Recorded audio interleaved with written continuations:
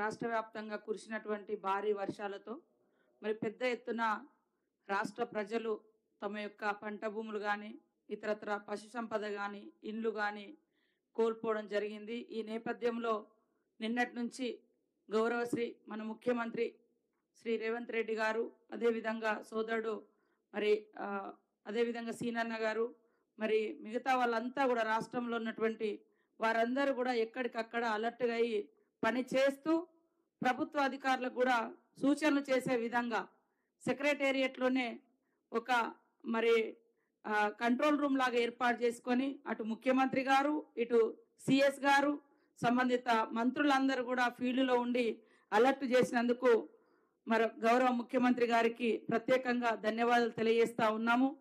ఈ క్రమంలో నిన్న నల్గొండ, ఖమ్మం చూసుకొని ఈరోజు మరి మహబూబాద్ జిల్లాకు వారు రావడం జరిగింది.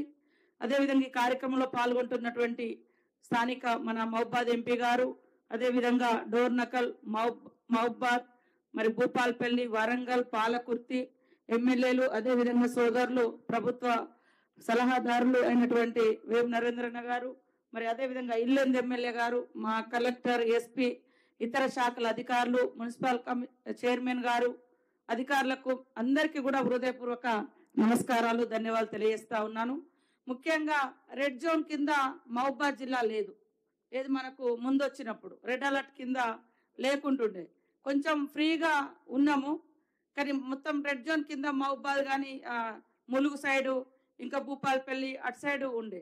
కానీ సడన్గా 31 నాడు సాయంత్రం ఇది ఎఫెక్ట్ అయి తెల్లారి వరకు గ్రామాలలోకి నీళ్ళు వస్తే మరి ఎంతో సమన్వయంతో స్థానికంగా ఉండేటువంటి జిల్లా యంత్రాంగం అంతా అలర్ట్గా పనిచేసి ఇవాళ సీతారాం నాయక్ తండా ప్రజల్ని కానీ రావిరాల మహబూబాద్ జిల్లాలో కూడా మహబూబాద్ నియోజకవర్గంలో రావిరాల గ్రామంలో కూడా పెద్ద ఎత్తున పశు సంపద కోల్పోయినరు, బండ్లు కోల్పోయినరు, వాగులలో పడి అన్ని కొట్టుకుపోయినటువంటి పరిస్థితి.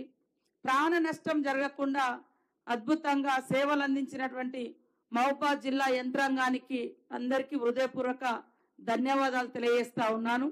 ముఖ్యంగా పోలీస్ డిపార్ట్మెంట్ వారు కూడా రాష్ట్రంలో వారందరూ కూడా మొన్న ఖమ్మంలో కానీ ఇక్కడ కానీ అదేవిధంగా మనుగూరులో కూడా ఇళ్లకు నీళ్ళు వచ్చినప్పుడు వారు ఉదయం పొద్దున్నే వెళ్ళి ఎక్కడికక్కడ పోలీస్ అధికారులు అందరూ మిగతా శాఖలతోటి కలెక్టర్లు కోఆర్డినేషన్ చేసుకొని మరి ఈ యొక్క సేవలు చేయడం జరిగింది.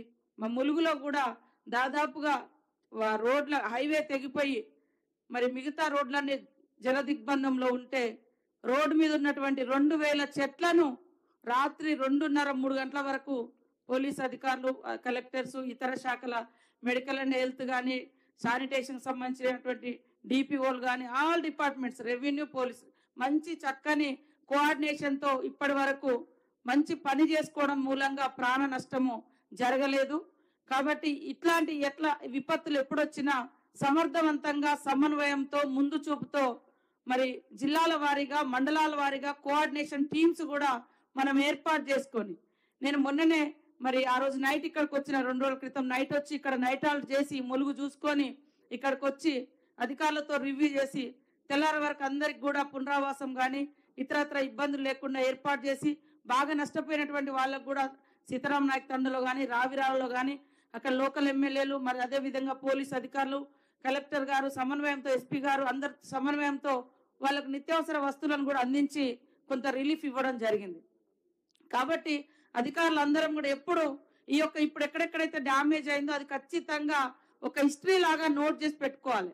నెక్స్ట్ వచ్చేటువంటి అధికారులకు కూడా ఇవి ఒక హెచ్చరిక లాగా, వర్షాలు పడుతుంటే ఈ వాగు ఎక్కడి నుంచి ఎక్కడికి పోతుంది, ఏ ఊరికి ఎఫెక్ట్ అవుతుంది, ఆ ఊరికి దగ్గర ఏ చెరువు ఉంది, ఆ చెరువు ఒకవేళ బ్రీచ్ అయితే ఎన్ని ఊర్లకు డ్యామేజ్ అవుతుంది అనేది ఒక హిస్టరీ లాగా కొన్ని పాయింట్స్ రాసి పెడితే అది ఎప్పుడు కూడా ఏ అధికారి వచ్చినా ఆ మండలంలో కానీ ఆ జిల్లాలో కానీ వర్షాలు వస్తున్నాయి అంటే ఆ నోట్ తీసి ఆ బుక్ చూసుకొని మరి అలర్ట్ అవ్వడానికి కూడా అవకాశం ఉంటుంది. ములుగులో కూడా మాకు గత అనుభవాలను దృష్టిలో పెట్టుకొని గత 2 నెలల నుంచి మేము అక్కడ కలెక్టర్ గారు, ఎస్పీ గారు ప్రతి 15 రోజులకు ఒకసారి మీటింగ్స్ పెట్టుకొని ఇట్లాంటి ఎక్కడికక్కడ అంటే ఎఫెక్టెడ్ ఏరియా ఎక్కడైతే ఉందో వాగులు దాటకుండా పోలీసుల చేత బారికేడ్స్ పెట్టించుకోవడం జరిగింది. అదేవిధంగా నైట్ పూట అక్కడ ఊర్లలో అంటే అధికారులను కూడా పెట్టడం జరిగింది. ఏదో ఒక డిపార్ట్మెంట్ నుంచి గ్రామస్తులను అలర్ట్ చేయడం కోసం వర్షం పెరుగుతుందంటే ఆ గ్రామాన్ని వెంటనే షిఫ్ట్ చేయడం, లేదా పక్క ఊర్లలో ఎక్కడైనా పెట్టడం, లేదా అక్కడే స్కూల్లో ఇంకేదైనా సేఫ్టీ ప్లేస్లలో. సో ఇట్లాంటివన్నీ కూడా మనం చేసుకోవాలి. ఇప్పటికి కూడా తడిసి ముద్దైనటువంటి ఇండ్లు ఏమైతున్నాయో అవి ఖచ్చితంగా గుర్తించి ఆ ఇళ్ల నుంచి ఖాళీ చేయించాలి. ఎందుకంటే ఇల్లు కూలిపోతే 2-3 కుటుంబాలు చనిపోయినటువంటి పరిస్థితి కూడా ఉంది. కాబట్టి మరి ఇవన్నీ మనం తీసుకుంటూ ఈరోజు ముఖ్యమంత్రి గారు స్పీడ్గా మరి రిలీఫ్ కోసం 5 కోట్లను కూడా వారు ప్రకటించడమే కాకుండా ప్రత్యక్షంగా బాధితుల దగ్గరకు వచ్చి వాళ్ళ బాధలు విని వారికి మరి రిలీఫ్ ను ప్రకటించి మానసిక ధైర్యాన్ని కల్పించినందుకు వారికి ప్రత్యేక ధన్యవాదాలు. ఈ రోజు ఉన్నటువంటి అధికారులందరూ కూడా ఇంకా రోడ్ల పునరుద్ధరణ కానీ, ఎలక్ట్రిసిటీకి సంబంధించినటువంటి కానీ, మెడికల్ హెల్త్ అయితే రెగ్యులర్ గా మనం క్యాంప్స్ కూడా పెట్టాలి, శానిటేషన్ కూడా స్పీడ్ అప్ చేసుకోవాలి, డ్రింకింగ్ వాటర్ కూడా కంటామినేషన్ కాకుండా మరి ఎక్కడికక్కడ డిపిఓలు కూడా అది అలర్ట్ గా ఉండాలని కోరుకుంటూ మరి ఇప్పటి వరకు మీరందరూ అలర్ట్ గా ఉండి సేవ చేసినందుకు మీకు ప్రత్యేకంగా అధికారులందరికీ ధన్యవాదాలు తెలియజేస్తా ఉన్నాం.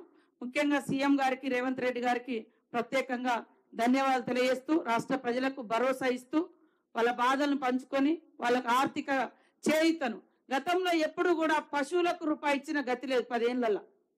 ఈరోజు పశు సంపద నష్టపోతుందని ఆవులకు కానీ, గేదెలకు కానీ, మేకలకు కానీ వాటికి కూడా పరిహారం ప్రకటించినటువంటి సందర్భం. కాబట్టి మనమంతా ఈ ప్రభుత్వం యొక్క లక్ష్యాన్ని, ప్రభుత్వం ప్రకటించిన ప్రతి రూపాయిని నిజంగా నష్టపోయినటువంటి బాధితులకు చేరవేసే విధంగా మానిటరింగ్ కమిటీ వేసుకొని, మండలాల వారీగా, గ్రామాల వారీగా వేసుకొని కలెక్టర్ గారు మానిటరింగ్ చేసుకుంటూ బాధితులకు అందించే విధంగా కృషి చేయాలని కోరుకుంటూ అందరికీ నమస్కారాలు.